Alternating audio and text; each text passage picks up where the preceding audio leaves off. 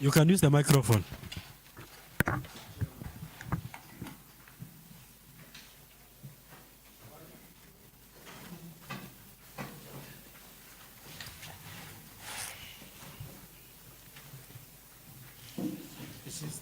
Mr. Chairman, my name is Wilson Cheserek Ruto. Do you have your original ID? Yes, Mr. Chairman, I do. Kindly hand it over to the Sergeant at Arms.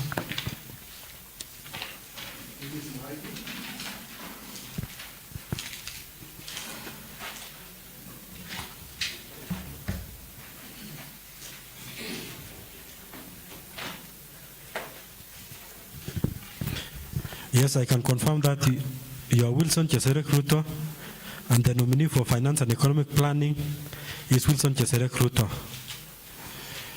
On that note, this is a committee of the County Assembly, and as a tradition, any person who appears before us has to take an oath, and I would like to call upon the clerk to administer an oath or an affirmation to you before you can engage.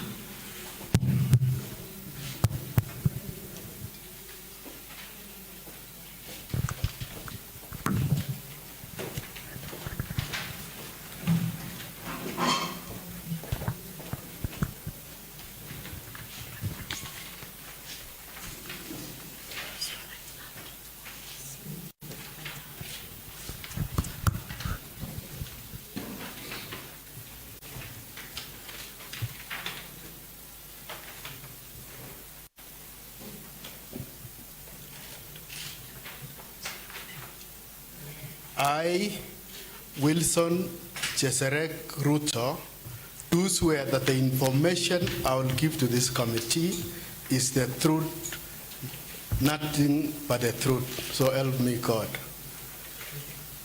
Thank you.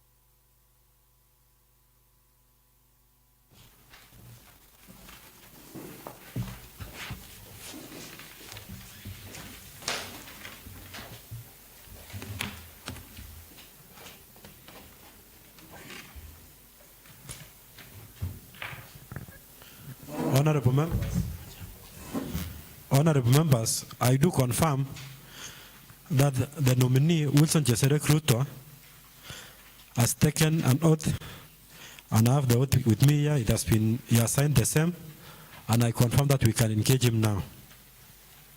Honorable members, before you this afternoon, this mid-morning, is Wilson Cheserek Ruto, the CEC nominee for Finance and Economic Planning.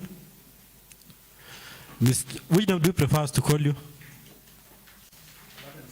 Which name do you prefer us to call you? Cheserek will still make it. Wilson is okay. So for the purpose of this committee, I'll call you Mr. Cheserek. Thank you, sir. Cheserek, you'll have 60 minutes to be engaged by these members. And before you this morning is the Committee of Appointment of the Baringo County Assembly. This committee draws its mandate from the Constitution and Section 7 of the Public Appointments County Assemblies Approvals Act number 5 of 2017 and Standing Order 190 of the Baringo County Assembly, which mandates this committee to test the suitability of any person nominated for position of a CEC. Your name was forwarded to us by the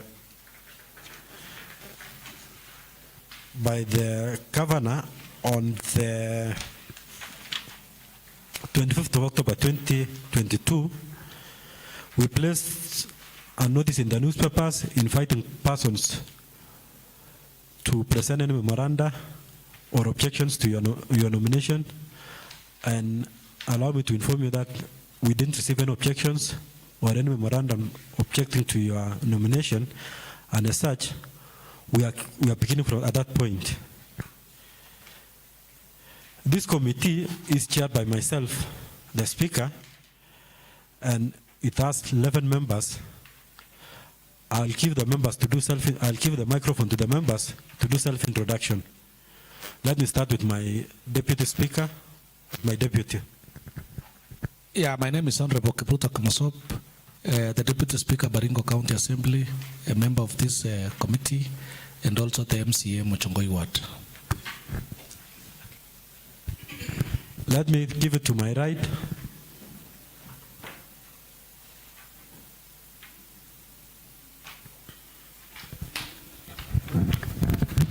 Honorable Lawi Talam, MCA Lembus Queen, the Majority Leader, Baringo County Assembly, and also a member of this committee. Thank you. Honorable Josephat Lukurio, MCA Barwesa Ward, Deputy Majority Leader and a member of this committee. I'm Honorable Vanalyn Jerob, nominated MCA Baringo County and a member of this committee. Honorable Paul Olgisoi, MCA Mugutani Ward, a member of this committee, also the Deputy Minority Leader. Thank you.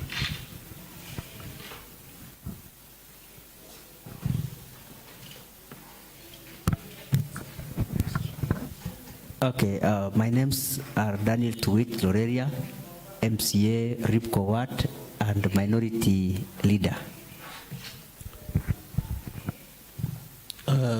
Morning, Cheserek. My name is Ernest Kibet Tarus, Majority Whip, MCA Kabarnet, member to this committee. My name is Aib Kibet, Ewalel Chapchap Ward MCA, and a member of this committee. Thank you. My name is Honorable Jane Jerob, nominated MCA, Baringo County, member of this panel. Welcome to this panel, Mr. Cheserek, and wish you the best. Thank you, Chair. My name is Mailuk Shedrak, MCA Tangulbe Korosi Ward, member of this committee. Thank you, Mr. Chair. My name is Max Yalo, MCA Mogoti Ward. Thank you, Chair. I'll also give to our clerk to do introduction for herself and the members of staff. Thank you, Chair. My name is Winnie Chemase, the clerk of this committee. Together here is the team of the staff. We have the deputy clerk, Mr. James Warata. We have Zipporah Koroti, the Hansard editor. We have Madam Betty Toroitich, head of legal. We have Lulu Chochoi, head of human resource. We have Tekeiwa Henry, head of research. We have Emma Kemei, the head of ICT. We have Lokorio, Sergeant at Arms. And on my right, we have Sharon Serem, the Hansard reporter. Thank you.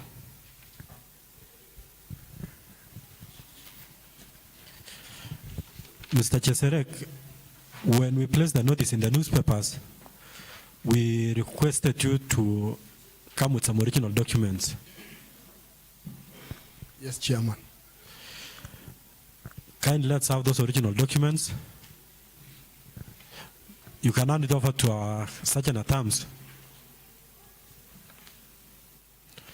You will hand them off. You will give them back to you at the end of this session. Thank you, Chair. Mr. Cheserek, do you have a valid KRA tax compliance? Yes. Yes, Mr. Chairman, I do.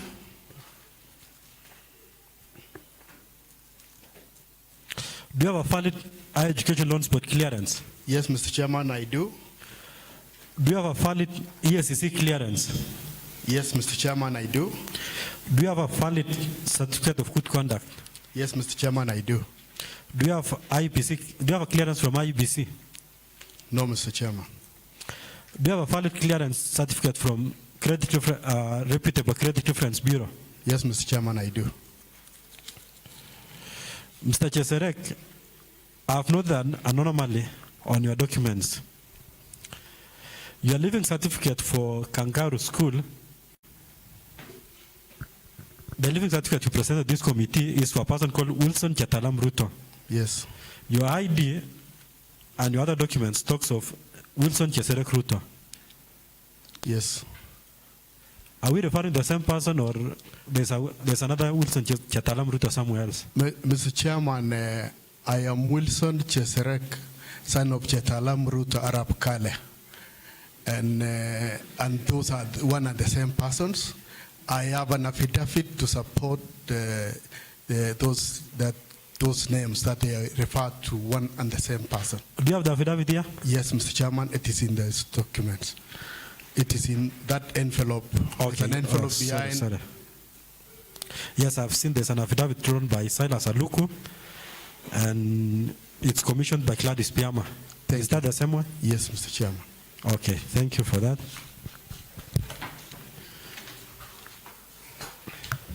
Mr. Cheserek, have you been charged and convicted by a court of law? No, Mr. Chairman, no. Are you a dual citizen? I am a Kenyan, not a dual citizen.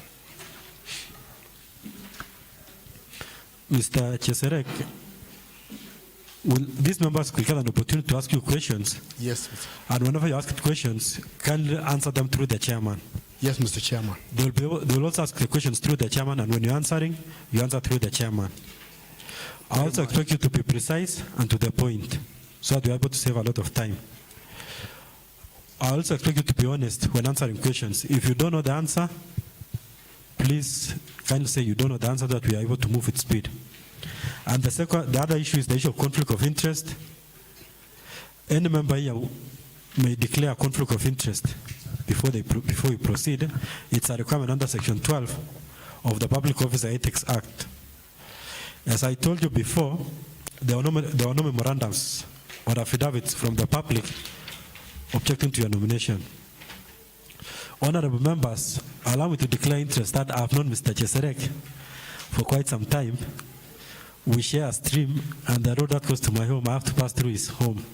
So I don't know, it's all I'm saying, it will not affect my judgment, but I want to say that somebody I know. Yes.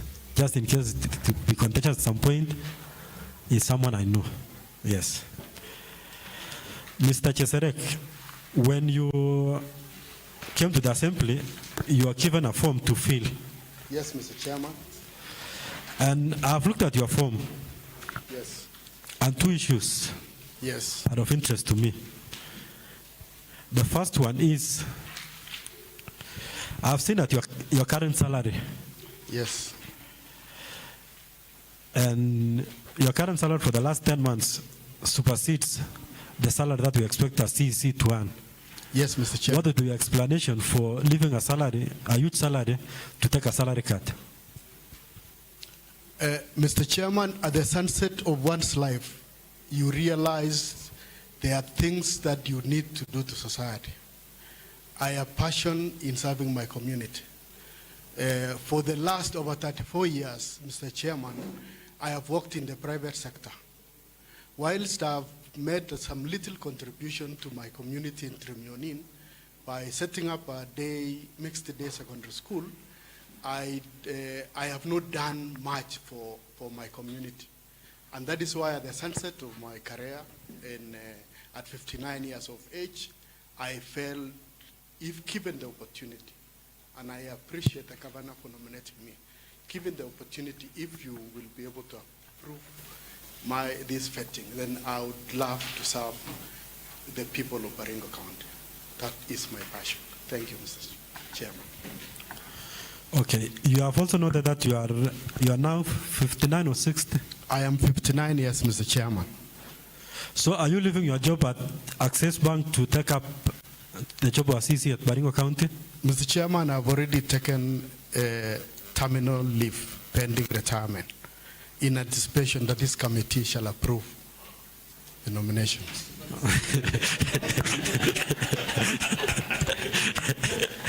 Thank you, Mr. Cheserek. I can see yours is service to humanity. Thank you, sir. Let's also take your statement of net worth, and maybe you can tell the members how much you are worth and the distribution of your assets. Mr. Chairman, my net worth is Kenya shillings 94 million.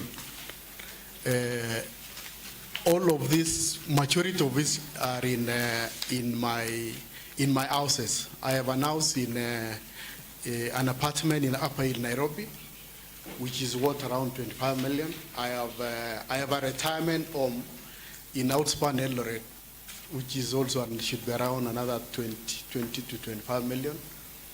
And I have some pension contributions which have not been paid, but around 20 to 21 million.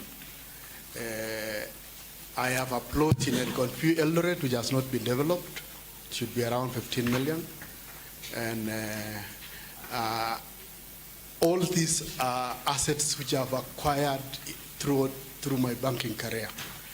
The property that I inherited from my father in Kabarnet, I have given it a sentimental value with zero market value.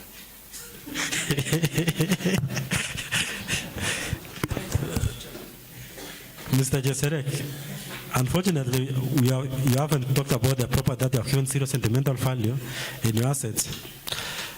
Still on the same, your monthly projection of income, your income, because I can see you didn't tell us your projection of income, because perhaps we can say this is what you acquired from your salary.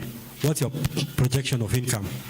Mr. Chairman, my income as always and still remains my salary. All those properties, my Nairobi property, my children are occupying. The Eldoret property, my wife is enjoying residency, and I have not constructed the Elgeyo property. So in terms of income, the only income that I have been receiving, that I continue to receive, are the salary. Thank you, Mr. Cheserek. I'll ask you a few questions, then the other members will take it up from there. Mr. Cheserek, briefly tell us about yourself. I'm giving you 5 minutes to tell us about yourself. Let the members know who Mr. Cheserek is. Thank you, Mr. Chairman. This is Wilson Cheserek Ruto. I come from Trimyonin. I am married with one wife, blessed with 5 children. I went to St. Joseph's High School, Kitale, for my secondary education, and I went to Kangaru, Embu for my high school, A-levels, and thereafter I went to Marakwet University, India, for my bachelor's degree. Currently, I am the general manager in charge of credit at Access Bank, Nairobi. And chairman in terms of service to community. I am the chairman BOM Trimyonin Mixed Day Secondary School. I am also the chairman of Transnational Bank Staff Pension Scheme, having been qualified as a certified public trustee. Thank you, Mr. Chairman. Mr. Cheserek, I didn't hear you talk about schooling, or you did not go to school. You just found yourself at Access Bank. Mr. Chairman, you interrupted a bit. I had said I went to Trimyonin Primary School. I then went to St. Joseph's High School, Kitale, for my ordinary level. Thereafter, I went to Kangaru High School, Embu, for my A-levels. Marakwet University in India, Maharashtra State, for my bachelor's degree, BCom. And much later on in life, I got my MBA from Moi University. Thank you, Mr. Chairman. Thank you, Mr. Cheserek. Another question would be, you have applied for the position of CEC. You have been nominated for position CEC Finance. Yes. You have also stated in your documents that you are is you general manager or manager? General manager, Mr. Chairman. You are the general manager. Yes. Kindly tell us how many staff you have been in your career. How many members of staff have you been supervising, or how many members of staff have been under you, and how much have you been, what you consider your portfolio? How much have you been managing? Okay, thank you, Mr. Chairman. Yes. At the moment, just before my separation, and my separation was effective 1st of November, I was general manager credit in Access Bank. And in the Access Bank environment, because of technology and innovation in technology, the number of reportees to me came down from over 30 to 4, to just 4 members of staff. But in my previous life, before we changed from Access Bank, from Transnational Bank to Access Bank, I had over 30 members of staff who were reporting to me directly. In terms of the risk assets that I managed, in Transnational Bank it was over 7.2 billion. It came down significantly during the Access Bank era. I do not know why, but it came to around 4.3 billion. Those are risk assets are basically what customers have borrowed from the organization. Thank you, Mr. Chairman. Is it 4.3 Ugandan shillings or dollars? Mr. Kenya shilling, I'm talking of Kenya shillings, Mr. Chairman. Okay. Thank you. Thank you, Mr. Cheserek, for the questions, for the answers. Let me give to Mr. Honorable Kimosop to ask 2 questions. Yes, Bwana Cheserek. Yes, Honorable Kimosop, thank you. Yes. What makes you think you are suitable for this position? Mr. Chairman, I have been a banker. Been a banker for several decades, almost 3 decades now.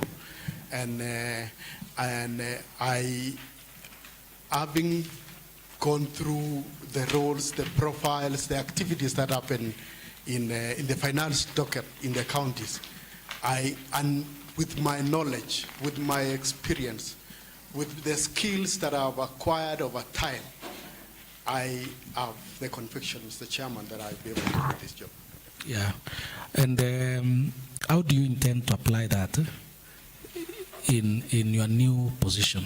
Like now, if you are to become the CEC Finance, how will the experience, technology, knowledge that you have acquired in your previous job help us in the county? How do you intend to do that? I'm imagining that you have taken time to reflect on your new position, the challenges that may have been there, and how do we hope to benefit from your experience? Thank you, Mr. Chairman. I will, in terms of using the knowledge that I've acquired, how will it be useful in the county? How will it be useful to the colleagues that we'll be working with? How will we be useful to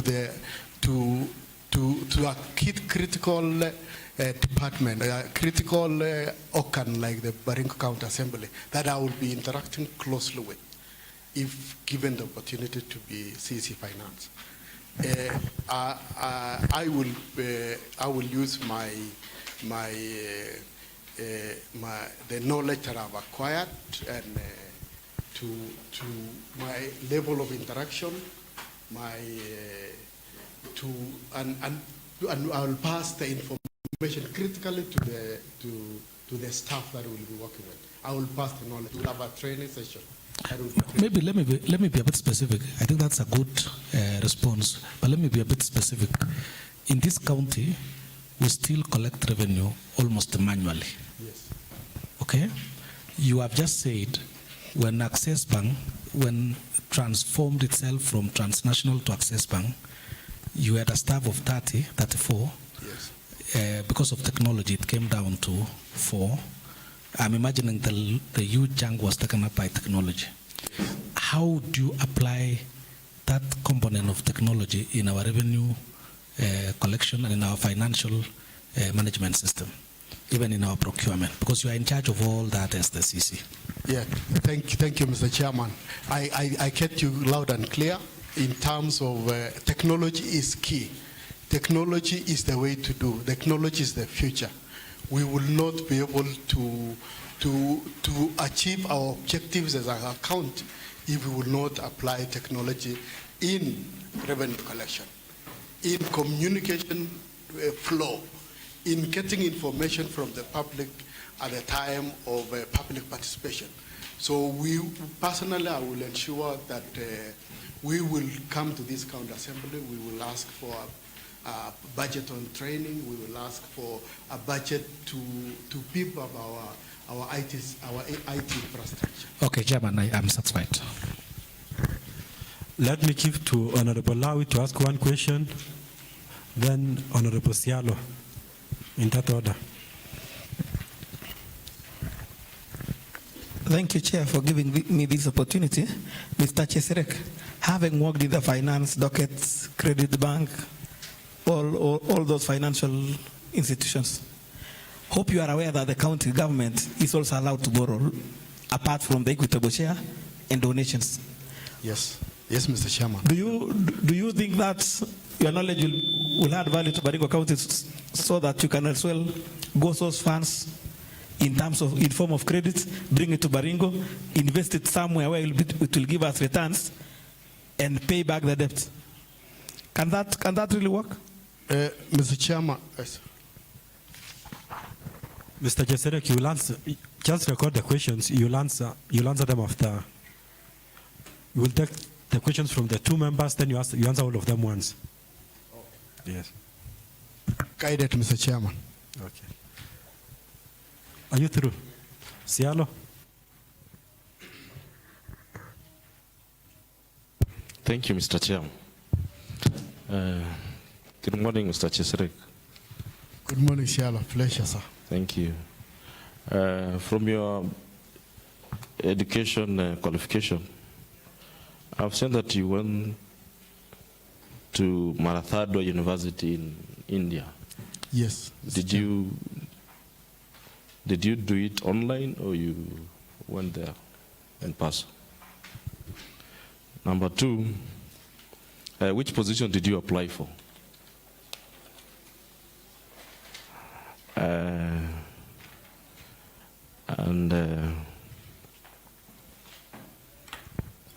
I've seen also your qualification that you got an executive master's degree.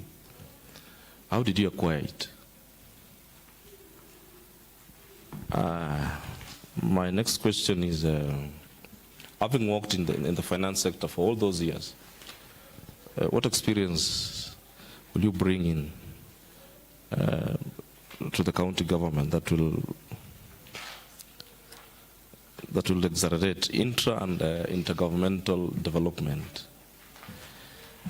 Then on the issue of your education qualification, could you mention some of those qualifications, your education qualifications? And then Baringo County has enacted several laws related to public finance management.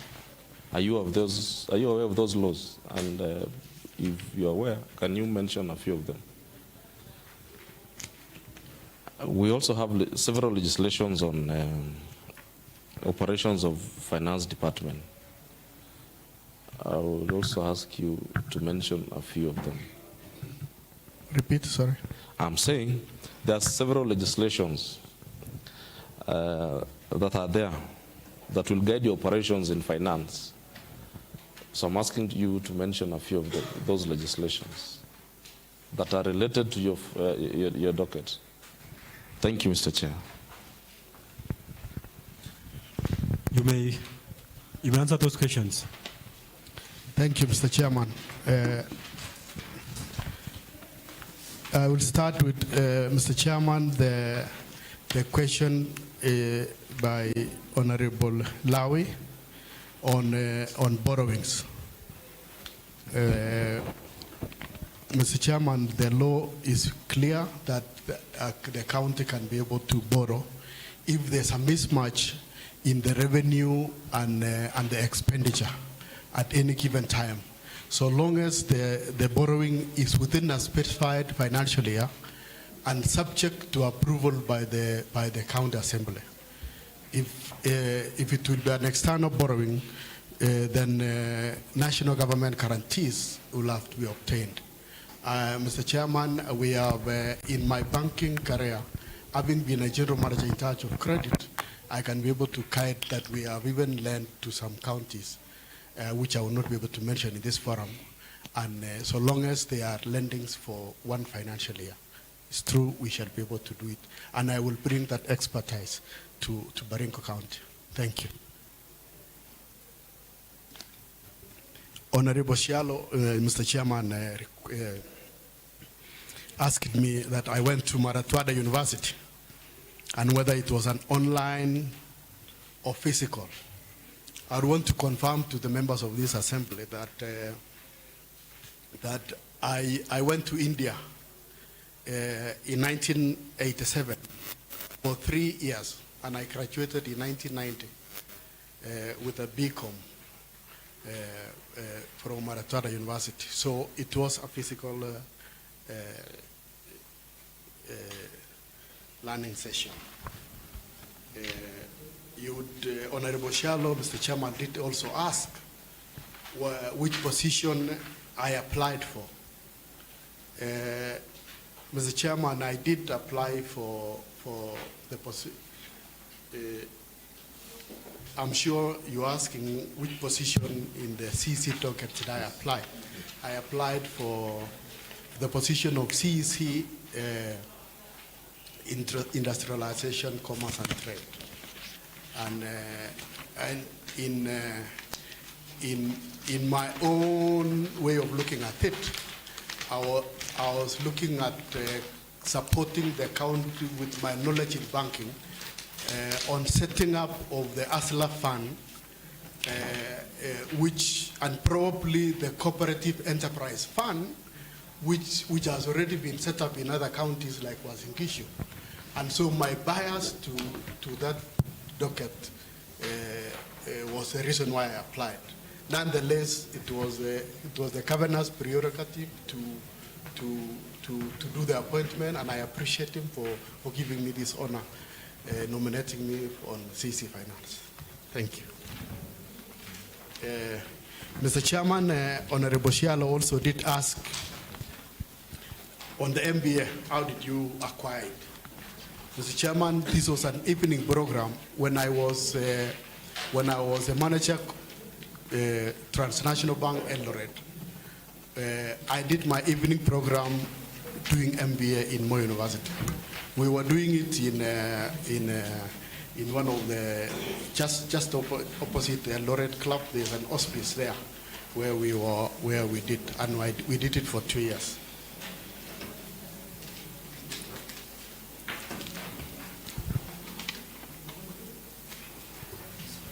In terms of experience, what will you bring to the county?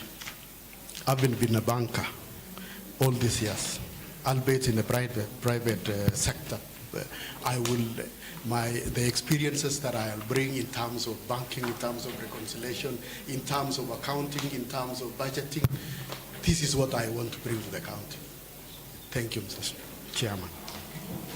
Mr. Chairman, the Honorable Shialo also did ask, are you aware of the laws enacted by Baringo County? And are there several legislations? Mention a few. Mr. Chairman, I will mention the Constitution of Kenya 2010, and specifically on chapter 11 and 12. Which talks on devolution, chapter 11, and chapter 12 on Public Finance Management Act, and the subsequent supportive legislation which brought life to these particular chapters.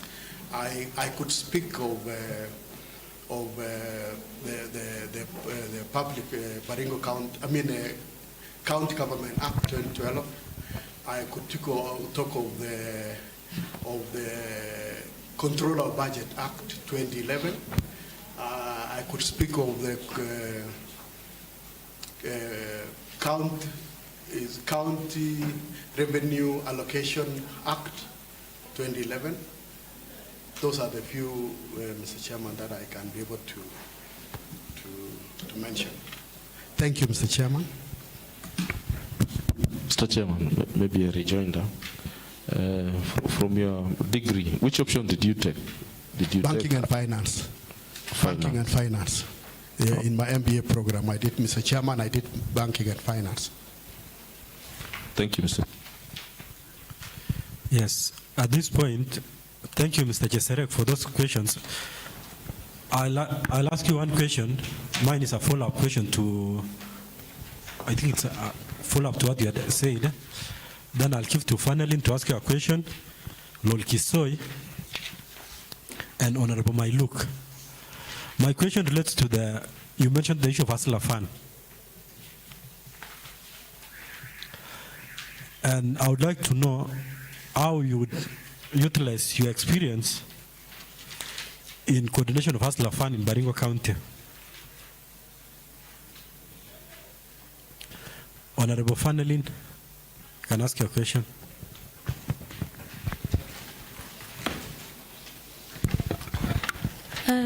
Mr. Wilson, my question is, may I know if you have ever undertaken any managerial course?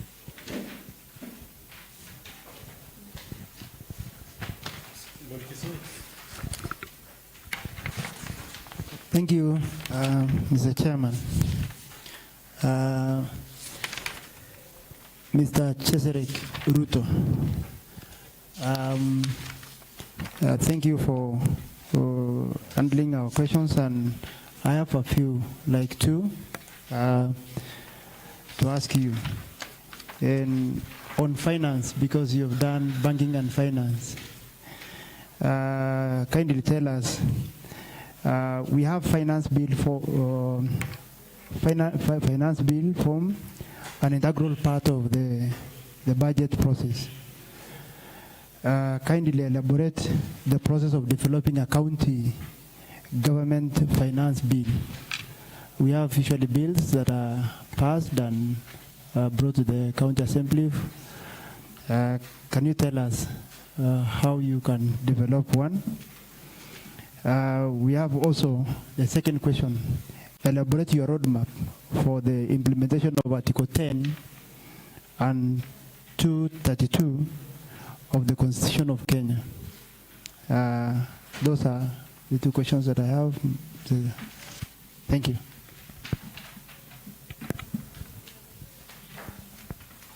Okay, thank you, Chair. Mr. Cheserek, I have a question. Now that you are going to be, if probably this committee approves you to be the CEC in charge of finance and economic planning, there are times that we always have a broader goal for any other department. What's the broader goal of this Department of Finance and Economic Planning? And number two, Mr. Chairman, I would request you repeat the question, please. I'm asking, what's the broader goal of this Department of Finance and Economic Planning? Economic planning. Broader goal. Thank you, thank you. And again, what are you going to do to achieve this broader goal? That's my second question. What are you going to do to achieve this broader goal? Outline key developmental objectives for you to achieve this broader goal. Thank you. The floor is yours, Mr. Cheserek. Thank you, Mr. Chairman. Mr. Chairman, you asked on the ASLA fund. And how I would assist in the coordination of the ASLA fund in Baringo County. Mr. Chairman, in my wild imagination, in banking, within the banking framework, I would imagine, and with guidance from the President of the Republic of Kenya, that this fund shall be given at an interest rate of 9%. And so, as a county, what we should be able to do now is to set up a task force to set up the parameters of how that fund will be operationalized, and so that we come up with specific guidelines that will support the operationalization of that fund. That would be my response to that, Mr. Chairman. Mheshimiwa asked whether I attended any management course. I confirm, Mr. Chairman, with a lot of authority, that I have attended so many management courses for this my entire banking career, with the highlights being the best and the brightest course for African bankers in USA in 1996. I was among the very few that was selected for that course. So in terms of management trainings, I have attended many. I did not bring the management certificates because they are full, but in terms of attendance, I have. Thank you. Mheshimiwa Longisoi, you, Mr. Chairman, did ask on the finance bill.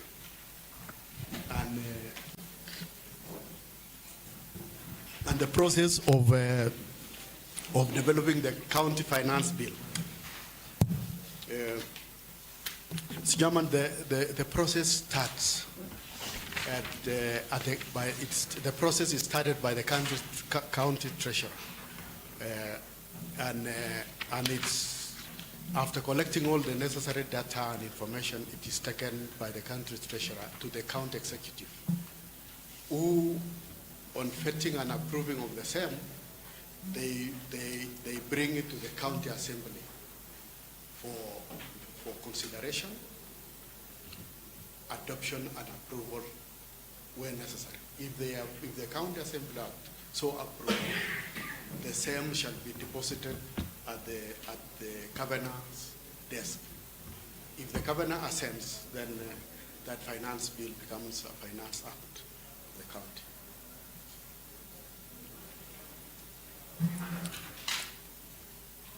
Mr. Chairman, on the Mheshimiwa Langusoi also did ask on I elaborate on Article 10 and 232. This is an issue, it touches on values and how we treat our fellow citizens, our employees, and basically that touches on values. Honorable Cheserek did ask what are the protocols of the finance docket, and what we are going to do to achieve the goals. The broader calls, the wider calls of the finance docket is basically to manage the finance of the county, to ensure that whatever sources of finance for the county are achieved, are received, are accounted, are utilized in a proper and timely manner, so that we do not have the issues of rollovers, we do not have issues of dissatisfaction by suppliers and vendors. So in terms of what are you going to achieve this, we will ensure we'll set up a system, a governance system that that ensures that contracts, that we have procurement officers in each of the dockets. At the moment, that function is centralized at the finance, at the county treasury. What my vision is to ensure that the procurement officers are all taken to the specific departments, so that the flow of contracts are fast tracked, and we'll be able to achieve our objectives. Maybe a follow-up to that. Are you through with the questions? Thank you. I'm through with the questions, Mr. Chairman. Thank you. Okay, maybe we can go to the next set of questions. I'll start with Mr. Honorable Kipruto Kimosop, then Honorable Ernest Kibet, and then Honorable Tuwit, in that order. Mine is a follow-up, Chairman, on that component of procurement. And I think, Cheserek, I've been with you in various forums. I think the Baringo Liberal Forum. And the biggest disquiet and the biggest headache that we have always had is on procurement and the rollover. So mine is a follow-up. Exactly, and in a practical perspective, how you intend to implement what you are saying, deploying a procurement officer to every department. How exactly is that supposed to work? And generally, your ideas on procurement as a CC. Things that we are going to see in the first 6 months, in the first 3 months, and things that Baringo will really see that we are working to avoid rollover because of the procurement challenges. Thank you, Chair.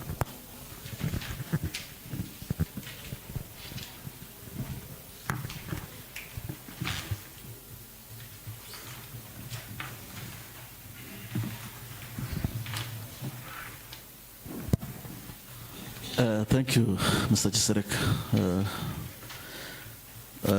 Maybe also I would share that being an astute member of BLM, I'm so grateful that you are here. And and I'm so impressed of the last comment you made about the procurement process, how this thing can be cascaded and be centralized to. Now,